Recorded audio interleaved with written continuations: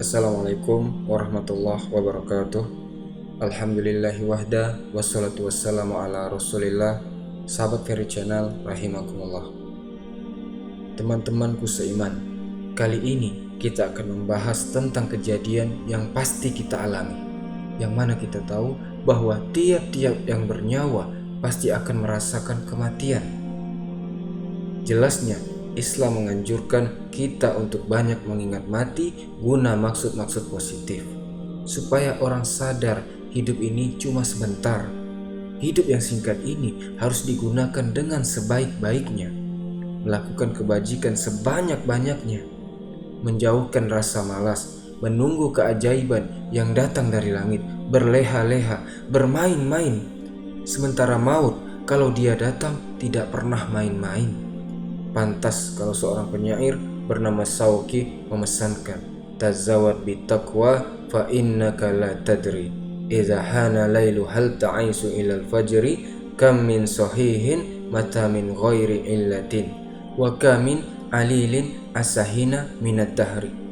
Persiapkan dirimu dengan takwa, sebab kamu tidak pernah tahu apabila malam datang kamu masih bisa hidup atau enggak besok pagi. Apa sudah ada jaminan teman-temanku seiman yang nonton video ini besok semuanya masih bisa hidup? Ada jaminan? Tidak ada sama sekali. Kam min sahihin mata min ghairi illatin. Berapa banyak kita lihat orang sehat mati tidak pakai sakit lagi. Sebabnya kadang-kadang ada yang karena ringan saja. Ada yang jatuh di kamar mandi, kepleset, meninggal. Berapa banyak orang di pagi hari berangkat kerja, sore hari sudah digotong pakai keranda. Sebabnya boleh jadi macam-macam, tapi mati satu juga, yaitu mati. Seperti buah kelapa, yang terlalu tua jatuhnya ke bawah, yang kembang baru keluar, itu pun jatuhnya ke bawah. Itulah kematian. Dia datang menjemput yang bayi, dia datang mengambil yang anak-anak, dia datang juga kepada yang remaja, kepada yang dewasa, kepada yang tua sekalipun. Jadi, jangan karena kita muda terus berpikir masih lama matinya, jangan. Wahai teman-teman, mati ini sesuatu yang pasti, yang tidak pernah diberitahu kapannya. Kalau dikasih tahu kapannya, kita bisa untuk bersiap-siap. Contoh, malaikat maut datang ke rumah saya. Saudara Ferry, kau akan mati 80 tahun lagi. Nah, jadi kan saya berhitung, oh iya, masih lama. Foya-foya dulu, nanti aja taubatnya. Tapi ini tidak pernah diberitahu kepada kita. Lantaran tidak pernah diberitahu, itulah kita perlu bersiap-siap dengan selalu mengingat mati, yang mendorong kita untuk terus selalu berbuat positif. Allah Subhanahu wa Ta'ala memberikan peringatan. Qul innal mautal ladzi tafiruna minhu fa innahu mulaqikum. Sesungguhnya maut yang kamu akan melarikan diri daripadanya, yang kamu takuti benar dia pasti akan datang menjemputmu. Teman-teman, datangnya memang kita tidak harapkan yang namanya maut. Tapi sekali dia datang, tidak ada pintu tempat kita untuk lari. Dia memang tidak pernah kita undang. Tetapi sekali dia datang, mengetok pintu, kekuatan apa yang bisa menolak? Dia sebuah tanda seru dalam kehidupan. Apa yang menyebabkan orang takut mati? Pertama, barangkali karena dia tidak tahu bagaimana kehidupan sesudah mati. Alam kubur gelap, alam akhirat gelap, sehingga dia bingung. Lantaran bingung, lalu jadi takut. Yang kedua, boleh jadi oleh karena bayangan-bayangan dosa yang pernah dia kerjakan di dunia ini, kerjanya cuma menumpuk dosa, dia gembira, bahagia, tertawa di atas tumpukan dosanya, merasa segan berpisah dengan seluruh kehidupan ini, sehingga boleh jadi maut adalah sesuatu yang ditakutkannya benar dalam kehidupan. Tapi bagaimanapun takutnya, tidak ada tempat lari bagi dia. Dalam ayat lain, Allah jelaskan, aina matakunu yudrikumul mautu walau kuntu fi burujim musyayyadah. Di mana saja kamu berada, dalam benteng yang paling tangguh sekalipun, maut pasti akan datang menjemput kamu.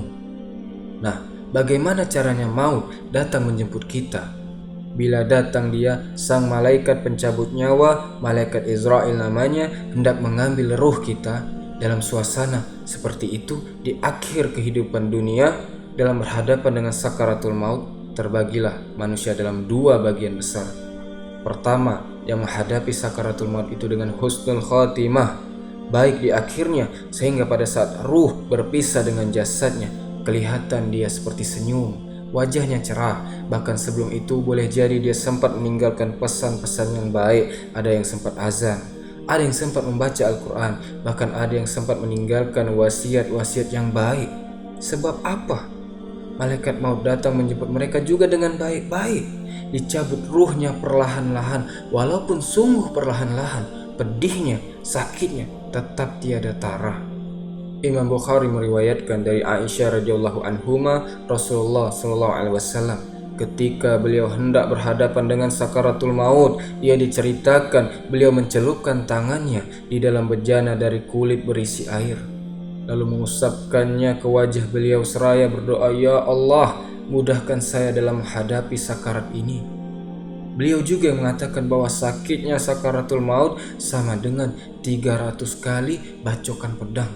Sehingga kita diajarkan doa, di antara doa selamat itu kan ada, Allahumma hawin alaina fi sakaratil maut. Ya Allah, mudahkan saya di dalam menghadapi sakaratul maut itu. Ketika ruh ini keluar dari jasad, mata masih mengikuti ruh itu, sehingga kadang-kadang ada yang matanya terbelalak dan tidak sempat tertutup, terbuka terus mengikuti ruh itu keluar dari jasadnya. Adapun golongan yang kedua, manusia yang berhadapan dengan sakaratul maut mendapatkan su'ul khotimah, jelek di penghabisannya, sekaratnya sudah setengah mati, lalu jelek juga di akhirnya, mati dalam keadaan yang tidak baik, tidak terpuji. Ada yang lagi megang kartu, mati. Ada yang lagi di tempat ngadu ayam, mati. Ada yang lagi di tempat pelacuran, tempat maksiat, mati. Ada yang lagi megang botol minuman keras, mati. Barangkali malaikat maut geram hingga menariknya dengan bengis, mencabut nyawanya dengan bengis. Teman-temanku seiman, mohon kepada Allah supaya kita diberikan husnul khotimah, baik di saat ruh akan berpisah dengan jasad. Ini sesuatu yang pasti, sang malaikat maut datang menjemput nyawa. Setelah ruh berpisah dari badan, maka tinggallah sang badan, jasad, ditangisi oleh semua yang kita tinggalkan. Sehingga kepada putrinya Fatimah, ketika malaikat maut datang hendak menjemput baginda Nabi SAW, beliau berkata kepada anaknya Fatimah, "Kamu tahu siapa yang datang?" "Saya tidak tahu, ayah." "Yang datang adalah hazimul lazat." Itu dia menghancurkan seluruh kesenangan dunia. Waqati'un syahwat, yang memisahkan kita dengan seluruh yang kita cintai. Dia adalah malakul maut. Manakala jasad sudah ditinggalkan oleh ruh, itulah yang dikerumuni orang. Anak menangis, istri menangis, orang tua bersedih. Teman-teman merasa kehilangan, menangisi jasad. Diuruslah jasad kita, dimandikan sebagaimana mestinya, dikafankan dengan kain putih 3 lembar. Itu yang hendak kita bawa kembali ke tempat asal kita. Pakaian sutra, barang-barang mahal yang kita koleksi, kendaraan yang serba mewah, tidak ada yang menyertai kita. Kain putih 3 lembar itu saja. Demi setelah dikafankan, dibujurkan kita menghadap ke arah kiblat. Orang banyak pun datang menyolotkan kita dengan 4 takbir, diiringi dengan doa. Lalu upacara pelepasan, berangkat kita meninggalkan anak, istri, suami, kampung halaman, tanah air, bahkan alam dunia ini. Selamat tinggal alam dan seluruh isinya. Tinggallah yang tinggal. Saya akan kembali ke tempat asal dari mana saya datang, untuk kembali mempertanggungjawabkan seluruh perbuatan saya dalam kehidupan ini. Manakala upacara pelepasan selesailah sudah, dimasukkanlah kita ke keranda jenazah, digotong orang, bismillah wa ala millati rasulillah, dibawa ke tempat peristirahatan terakhir katanya. Padahal dulu kalau kita mau istirahat, ke villa lah kita, ke Bali lah kita, jalan-jalan ke Hong Kong, ke tempat-tempat tamasya yang indah. Oh, rupanya akan sampai juga perjalanan menuju tempat peristirahatan terakhir yang luasnya tidak akan lebih dari 2 kali 1 meter. Diusung orang kita, diantarkan orang banyak. Manakala sampai ke atas liang lahat, pengusung jenazah dibuka, diturunkan kita ke liang lahat, dibaringkan. gumpalan tanah akan jadi bantal kita, muka dibuka, dihadapkan ke arah kiblat. Setelah itu ditutup liang lahat kita dengan kayu, masih belum kurang diuruk dengan tanah yang menguruk orang-orang yang tadinya mencintai kita, menyayangi kita. Tetapi setelah jasad sudah ditinggalkan ruh, habis rupanya cintanya. Coba, jasad kalau sudah ditinggalkan ruh 3 hari saja di rumah, serem, bau, ya mayit. Siapa yang betah nemani mayit? Lalu bila upacara pemakaman selesai, maka pulanglah semuanya. Para pengantar akan kembali ke rumahnya masing-masing, maka masuk kita ke alam kehidupan yang baru, yaitu yang disebut dengan alam barzah atau alam kubur. Apa selesai hidup kita sampai di situ? Lah, tidak. Hanya beberapa langkah setelah mengantar kita pulang. Diriwayatkan dalam hadis Bukhari dan Muslim, bila seseorang sudah diletakkan di kuburnya lalu yang mengantar kembali pulang, maka si mayit akan dapat mendengar bunyi terompah orang yang pulang itu. Bunyi terompahnya terdengar. Datang 2 malaikat menanyakan dia, Munkar dan Nakir, dengan pertanyaan-pertanyaan yang kalau bisa dijawab dengan betul, malaikat yang bernama Munkar dan Nakir akan bilang jawabanmu betul, tenanglah kamu di sini, num naumatal arus. Tidurlah kamu di sini seperti tidurnya pengantin. Orang yang baik-baik di alam kuburnya akan mendapatkan nikmat kubur, sehingga masa penantian yang lama pun tak akan terasa. Jangan lupa, kita masuk ke kubur itu kan menunggu sampai datangnya hari kiamat. Jadi umpamanya masih 1000 tahun lagi, ya 1000 tahun lagi kita menunggu. Orang yang baik-baik penantian di alam kubur, kata malaikat, num naumatal arus. Tidurlah kamu seperti tidurnya pengantin. Bagaimana tidurnya pengantin? Tak berasa. Tidak terasa waktunya. Tapi orang kafir, orang yang dosanya bertumpuk, tidak sanggup menjawab pertanyaan 2 malaikat, maka dia akan mendapat azab di alam kuburnya terus menerus siang dan malam sampai datangnya hari kiamat. Teman-temanku seiman, maka alam kubur bisa merupakan raudatun min riyadil jannah, taman di antara taman-taman surga, namun juga bisa merupakan hufratun min hufarin miran, menjadi liang daripada neraka. Ada lagi riwayat dari Imam Muslim yang diperoleh dari Zaid bin Sabit. Zaid bin Sabit cerita, suatu hari kami bersama Rasulullah SAW berada dalam kebun kepunyaan Bani Najjar. Rasulullah sedang duduk di atas keledai. Tiba-tiba entah bagaimana keledai itu terkejut, kaget, berontak, hampir Rasulullah jatuh. Lalu Rasulullah kemudian bertanya. Rupanya di kebun itu ada kuburan tua, sekitar 5 atau 4 kuburan. Rasulullah lalu bertanya kepada para sahabat, kuburan siapa ini? Kata para sahabat, kami tak tahu ya Rasulullah. Kenapa ya Rasul? Kata Rasul, ini penghuni kuburnya lagi disiksa oleh Allah.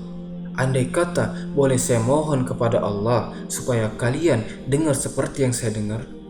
Andai kata saja kalian kuat mendengarnya, saya pasti akan berdoa. Tapi sayang, saya yakin kalian pasti tidak akan kuat mendengar. Mereka sedang disiksa, mendapat azab di dalam kuburnya. Hadis sahih riwayat Imam Muslim dari Zaid bin Sabit. Kehidupan di alam barzah, ada pertanyaan. Bagaimana kalau yang matinya diceburin ke laut, dibakar, di medan perang, tidak tahu kemana jenazahnya? Ya teman-teman, walau hilang jasadnya atau dikubur entah kemana, tenggelam dalam lautan, kebakar sampai hangus, itu hanya logika kita saja. Menurut Allah tidak ada perbedaan orang mati dikubur di dasar laut atau dibakar sampai menjadi abu atau gugur di medan perang, tidak ada ketemu jenazahnya, toh mereka tetap akan masuk ke alam barzah. Jasad boleh saja hancur, tapi namanya ruh sebagai sumber kehidupan, pusat kesadaran dan pengertian, dia tetap ada. Mengalami kebahagiaan dan kegembiraan atau mengalami kepedihan dan penderitaan tergantung kepada amalan dalam yang kita lakukan di dunia ini. Qul yuhyihallazi ansha'aha awwala marrah, yang menghidupkan mereka yang dikubur di dasar lautan, maka yang dibakar sampai jadi abu yang akan menghidupkan ialah Allah yang menciptakan mereka dulu pertama kalinya.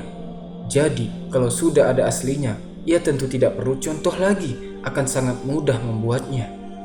Orang tua kita, keluarga kita yang sudah pulang, mereka di alam barzah sekarang ini bisa mendapatkan nikmat kubur, bisa mendapatkan azab kubur, tergantung amalan mereka dalam kehidupan di dunia ini.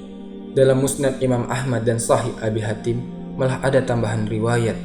Orang yang banyak kebajikannya di dunia akan menemaninya, solatnya dekat kepalanya, puasa sebelah kanan, zakat sebelah kiri, menghibur dia, malahan dikatakan berbentuk orang yang cantik, wangi yang menemani dia di alam kuburnya.